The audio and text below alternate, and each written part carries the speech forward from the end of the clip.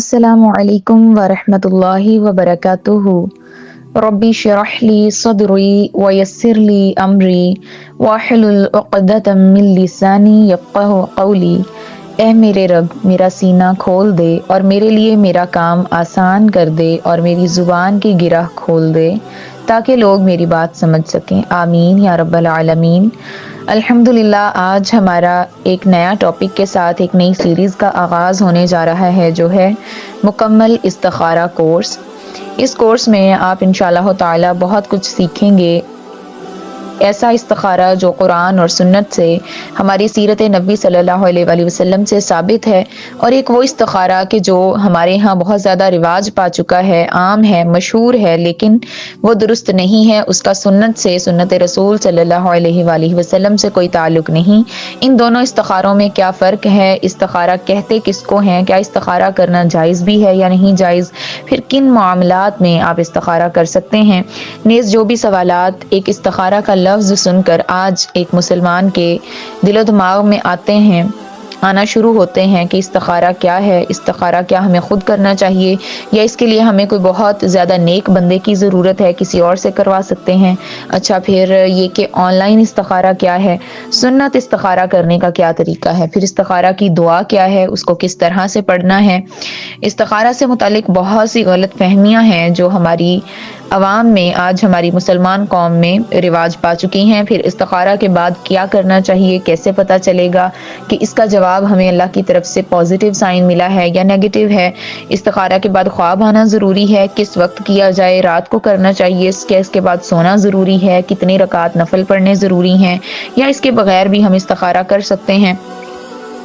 پھر استخارہ کا وقت کیا ہونا چاہیے اور کن کن کاموں کے لیے استخارہ کیا جا سکتا ہے۔ میری شادی ہے یا میں نے کوئی کاروبار کرنا ہے تو کیا اس کے لیے میں کسی اور سے استخارہ کروا سکتی ہوں یا میرا خود کرنا بہتر ہے۔ اس طرح کے بہت سارے سوالات اگر آپ بھی جاننا چاہتے ہیں ان کے جوابات، تو پھر یہ کورس آپ کے لیے ہے۔ آپ نے اس ویڈیو کو مکمل دیکھنا ہے۔ آج اس لیکچر میں آپ کو اس کی ساری ڈیٹیل بتاؤں گی کہ انشاءاللہ ہم اس میں کیا کیا دیکھیں گے،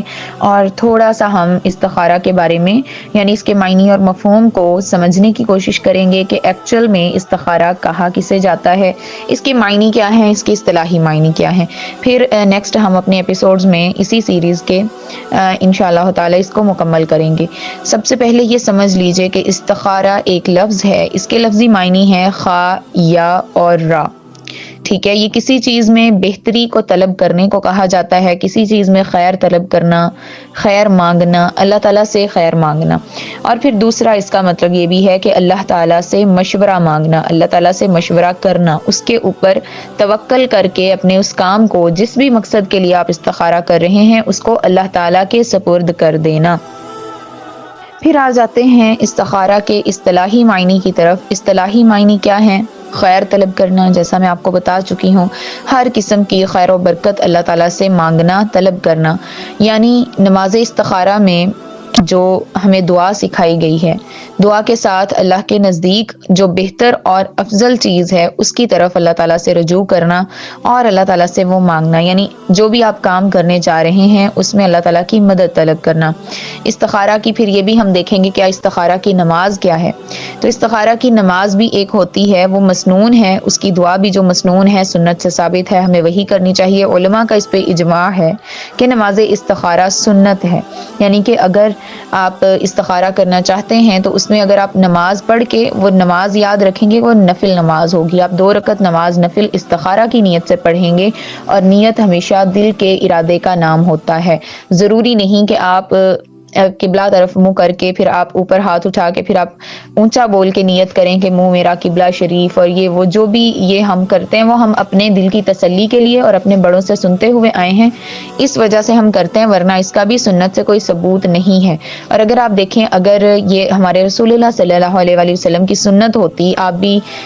اسی طرح سے ہر نماز میں، نفل ہو یا کوئی بھی نماز ہو، ٹھیک ہے، سنت ہے، آپ فرائض ادا کر رہے ہیں، اس کی نیت ہوتی تو پھر اس کو عربی میں ہونا چاہیے تھا، یہ تو کامن سینس کی بات ہے، ٹھیک ہے، عربی میں ہونی چاہیے تھی کیونکہ ساری نماز عربی میں ہے، شریعت عربی میں نازل ہوئی، قرآن عربی میں ہے، محمد ہمارے عربی تھے صلی اللہ علیہ وآلہ وسلم، اجمی تو نہیں تھے، تو اس وجہ سے یہ کوئی سنت عمل نہیں ہے، یہ خود سے ہم نے بنایا ہوا ہے۔ بہتر ہے کہ آپ اپنے ہوش و حواس میں رہتے ہوئے پوری توجہ اور فوکس کے ساتھ جب نماز کے لیے کھڑے ہوں تو آپ اپنے دل میں آپ ارادہ کریں، نیت کریں، آپ کو پتا ہو، آپ کو شعوری طور پر پتا ہو کہ میں یہ 2 رکعت نماز نفل ادا کرنے لگی ہوں یا میں 4 رکعت فرض پڑھنے لگی ہوں، اس کی نیت آپ نے کرنی ہے اللہ تعالیٰ کی طرف،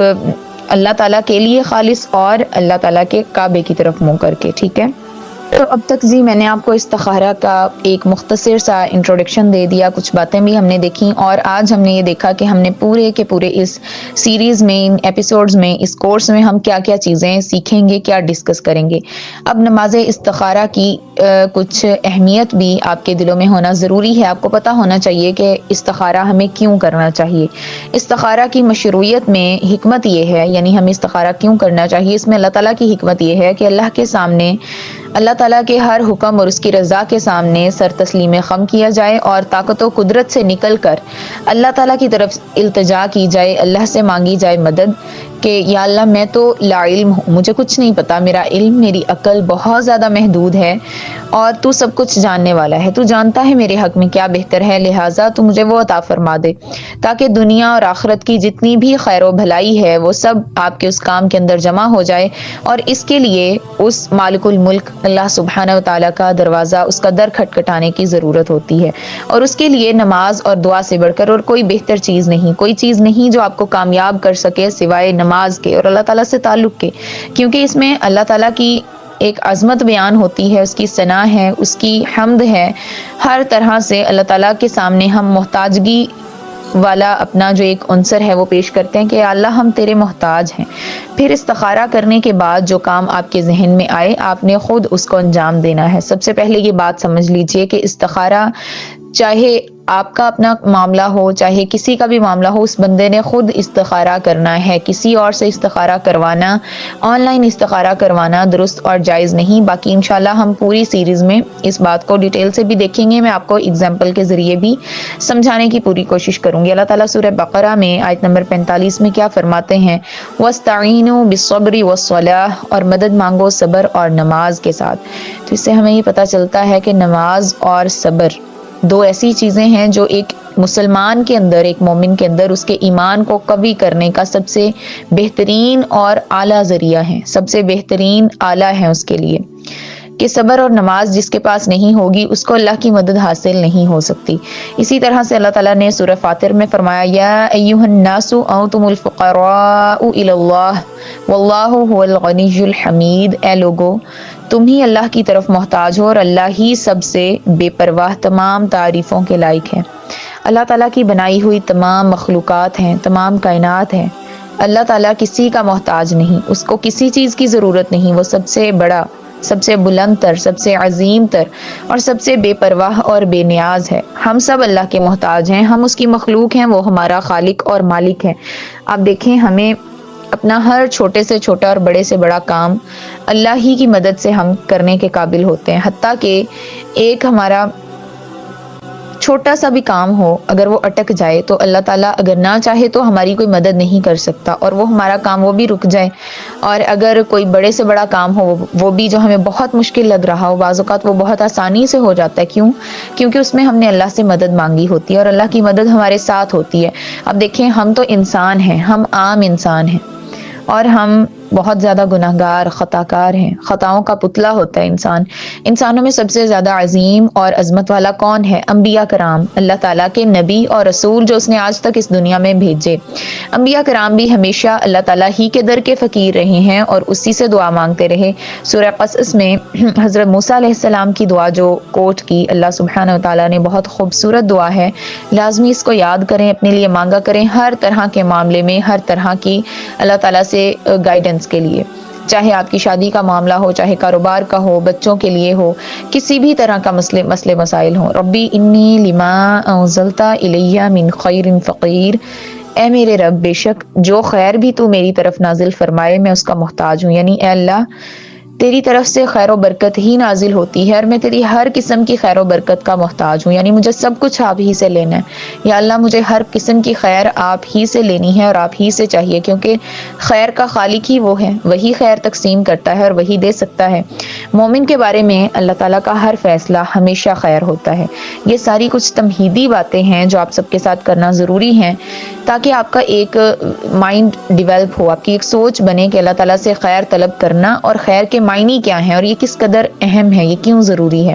اس کے بعد آپ کے دل میں استخارہ کی اہمیت آئے گی تو پھر انشاءاللہ ہم سیکھیں گے کہ اس کو کیسے کرنا ہے اور کیا کرنا ہے۔ اگر میں آپ کو ایک حدیث سناؤں، حضرت انس رضی اللہ تعالیٰ عنہ سے مروی ہے، وہ کہتے ہیں میں نے نبی کریم صلی اللہ علیہ وآلہ وسلم کو یہ فرماتے ہوئے سنا کہ مجھے تو مومن پر تعجب ہوتا ہے کہ بے شک اللہ اس کے لیے جو بھی فیصلہ فرماتا ہے وہ اس کے حق میں بہتر اور خیر ہی ہوتا ہے۔ نبی صلی اللہ علیہ وآلہ وسلم کا قرآن کی صورت میں استخارہ سکھانا اس طرح سے تھا، یعنی کہ قرآن کی طرح وہ اپنے جو صحابہ کرام تھے ان کو استخارہ سکھایا کرتے تھے۔ جابر بن عبداللہ رضی اللہ تعالیٰ عنہ سے مروی ہے، انہوں نے کہا کہ رسول اللہ صلی اللہ علیہ وآلہ وسلم ہمیں تمام معاملات میں استخارہ کرنے کی اسی طرح تعلیم دیتے جس طرح ہمیں قرآن کی کوئی صورت سکھاتے۔ سبحان اللہ، جیسے قرآن سکھاتے، جیسے قرآن کی اہمیت اور فضیلت بتاتے صحابہ کرام کو، جو بھی مومن بنتے، جو مسلمان ہوتے، اسی طرح سے استخارہ کی بھی بہت زیادہ تعلیم دیتے۔ ان کو پسندیدہ تھا، یہ عمل بہت زیادہ پسندیدہ تھا ہمارے نبی صلی اللہ علیہ وآلہ وسلم کے نزدیک، اور آپ کو یہ بہت محبوب تھا، ہر معاملے میں استخارہ کرنا، اللہ سے مدد طلب کرنا۔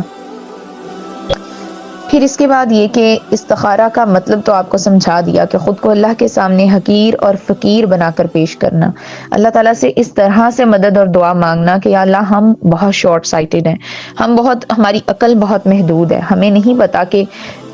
ہمارے لیے یہ چیز فلاں جو بھی کام ہے ہمارے حق میں بہتر ہے یا نہیں ہے۔ ابھی یہ چیز مجھے اچھی لگ رہی ہے، ہو سکتا ہے میرے حق میں یہ شر ہو، اور جو چیز مجھے اپنے لیے ناپسند ہے، ابھی مجھے اچھی نہیں لگ رہی ظاہری طور پر، ہو سکتا ہے کہ یہ میرے لیے سب سے بہتر یہی ہو۔ قرآن میں بھی تو اللہ رب العزت نے یہ بات ہمیں سمجھا دی نا، ہمیں بتائی کہ ہو سکتا ہے تم کسی چیز کو برا سمجھو اور اسی میں تمہارے لیے خیر ہو، اور تم کسی چیز سے محبت کرو اور اس کو اپنے لیے پسند کرو، یعنی تمہیں وہ اپنے لیے بہت اچھی لگے کہ اگر یہ مجھے مل جائے تو میں بہت خوش رہوں گی یا رہوں گا، میری زندگی سکون میں آ جائے گی اور یہ میرے لیے بہت بڑا ایک معجزہ ہو جائے گا۔ لیکن ہو سکتا ہے کہ اس کے پیچھے کوئی شر چلا آ رہا ہو، وہ تمہاری دنیا اور آخرت کے لحاظ سے تمہارے حق میں بہتر نہ ہو، اللہ جانتا ہے اور تم نہیں جانتے، یہ اللہ تعالیٰ نے قرآن میں بتا دیا۔ اور پھر اپنا معاملہ اللہ کے سپرد کرنا، یہی وہ اصل کام ہے جو استخارہ میں ہم کرتے ہیں، جس نیت سے ہم استخارہ کرتے ہیں کہ اپنے ہر معاملے کو اللہ کے سپرد کر دینا کہ اللہ اگر یہ میرے حق میں بہتر ہے تو اسے میرے لیے آسان کر دے، میرے دل کو اس پر مطمئن کر دے۔ آج تک کے لیے اتنا ہی، باقی ہم انشاءاللہ اگلی ایپیسوڈز میں سیکھیں گے۔ وما علینا الا البلاغ۔ السلام علیکم ورحمۃ اللہ۔